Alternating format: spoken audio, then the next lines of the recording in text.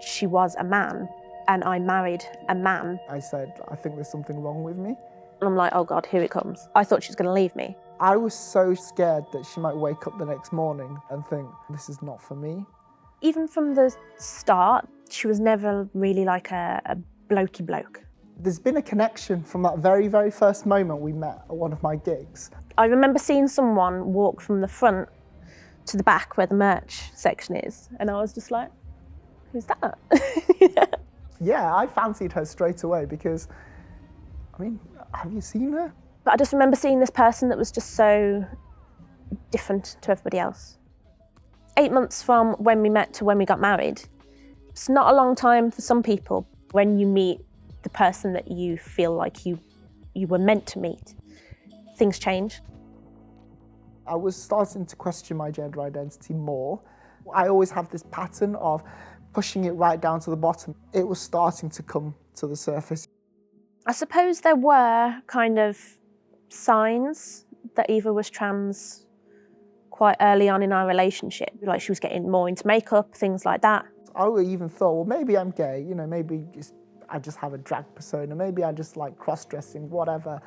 Anything to get away from the fact that I just was trans. All through my life, it's been one of those things where I pray that I wake up and it's gone away. So we opened our tattoo studio together. We were with each other 24/7. It was a stressful time. I kept going on a downward spiral, trying to have this conversation with myself. Who are you? Why can't you just do this? Why can't you just act this way or be this way? I think we did drift apart a little bit. Communication kind of broke down a little bit. I knew there was something not quite right.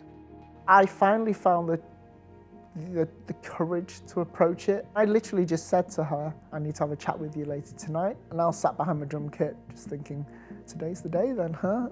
So I had a shot of vodka, felt nothing, and then I had another one. And then by the time I actually went upstairs to talk to her, I was half drunk, emotional. I'm like, oh God, here it comes. I thought she was going to leave me. And I literally was just on the verge of tears. I said, I think there's something wrong with me. And I said, I think I might be trans. She was really worried about me leaving her because it's not what I signed up for. I was so scared that she might wake up the next morning and think, this is not for me. I suppose it's been challenging. I think she does kind of shelter me a little bit from the hateful comments that she gets. That was another thing that came into my head, how people are going to react. I did lose some friends over it and I just thought, I don't care. I didn't really know much about what she was going to go through. I don't think I knew any trans people at the time. It was a new world to me.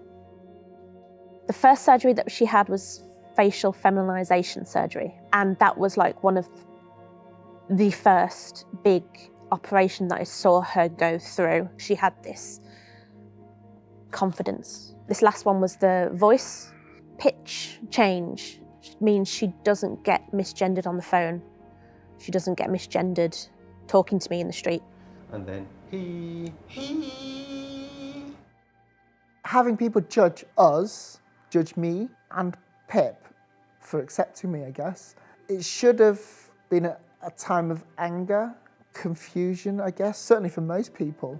A couple of years ago, my cousin got married, and this was the first time my granddad saw Eva, for Eva now. So I went up to him and said, hello, Granddad. And he said, oh, I'm just going to go and say hello to so-and-so now. And I went, it's Eva now, Granddad. He went, oh, I'll say hello to Eva then.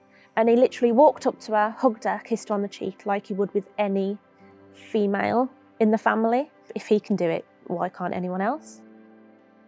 The first label that was put onto me and my sexuality was when I did an interview. She just came out and said, well, yeah, that sounds like you're pansexual. And then I was like, yeah, I suppose, yeah. I fall deeper and deeper in love with Pip, more so every day.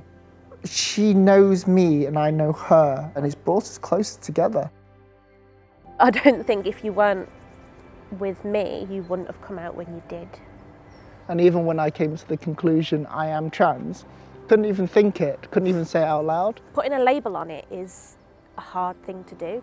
It's not just my life I'm changing, I'm forcing everyone connected to me to change their life to fit me. You were forcing well, me to change things, I suppose. If anybody else has got a problem with it, then that's their problem. Do you know what I mean? Mm. I'm just so glad that I now know the real you. Mm. I'm glad I now know the real me. I guess I'd always put an expiration date on my own life. All of a sudden, that expiration date had gone. I could see myself growing old for the first time. When I met Eva, yeah, she was a man and I married a man, but we have a kind of catchphrase that it's hearts, not parts, because you do fall in love with a person. We've gone through a hell of a lot in a very short space of time, and if we can do that in 8 years, then we can get through anything in the next 8 years.